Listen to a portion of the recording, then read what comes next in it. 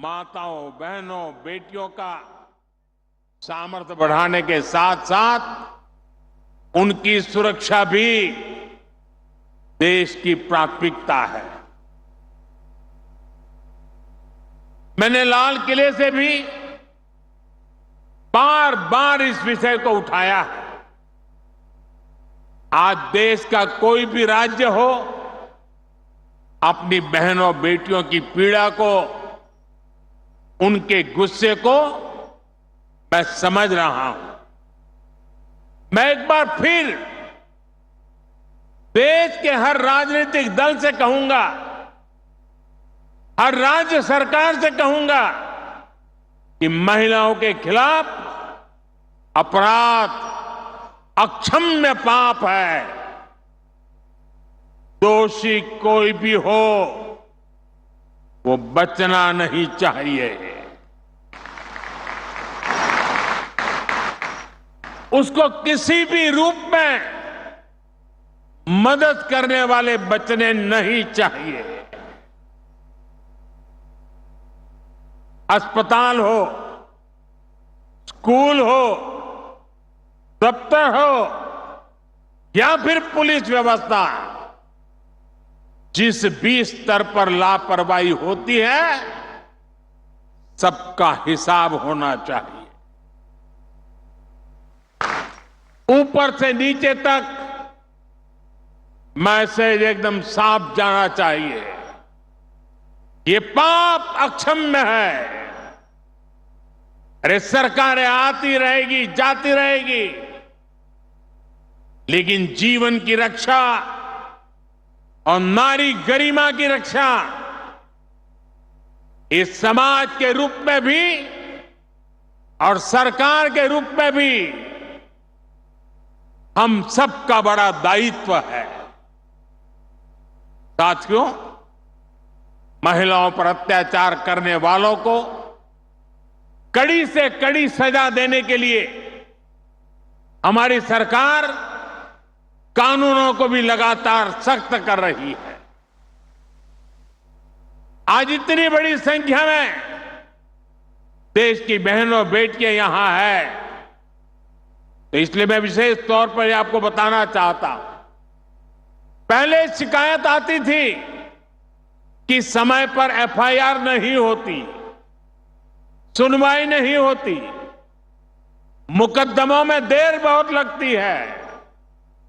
ऐसी अनेक अड़चनों को हमने भारतीय न्याय संहिता में दूर कर दिया है। इसमें एक पूरा चैप्टर महिलाओं और बच्चों के साथ होने वाले अत्याचार के संबंध में बनाया गया है। अगर पीड़ित महिलाओं को थाने नहीं जाना है तो वो घर बैठे एफआईआर दर्ज करा सकती है। हमने ये भी पक्का किया है कि एफआईआर से थाने के स्तर पर कोई टाल मटोल या फिर छेड़छाड़ नहीं कर पाएगा। इससे तेजी से जांच करने और दोषियों को कड़ी सजा मिलने में भी मदद मिलेगी। साथियों, नए कानूनों में नाबालिगों से हुए यौन अपराधों पर फांसी और उम्र कैद की सजा का प्रावधान किया गया है। बेटियों के साथ शादी के नाम पर भी धोखे के कई मामले आते रहे हैं। पहले इसके लिए कोई स्पष्ट कानून नहीं था। अब भारतीय न्याय संहिता में शादी के झूठे वादों और छल को भी साफ साफ परिभाषित किया गया है। मैं आपको विश्वास दिलाता हूं, केंद्र सरकार महिलाओं के खिलाफ अत्याचार रोकने के लिए हर तरीके से राज्य सरकारों के साथ है। हमें भारत के समाज से इस पाप की मानसिकता को मिटाकर ही रुकना होगा। इसलिए साथियों, आज भारत विकसित होने के रास्ते पर आगे बढ़ रहा है और उसमें महाराष्ट्र की बहुत बड़ी भूमिका है। महाराष्ट्र विकसित भारत का एक चमकता सितारा है। महाराष्ट्र दुनिया भर के निवेशकों के लिए आकर्षण का केंद्र बनता जा रहा है।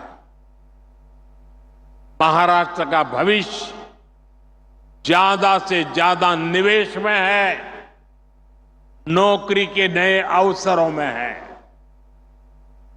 आणि महायुतीचे सरकार म्हणजे गुंतवणूक आणि नौकरीची गारंटी आहे।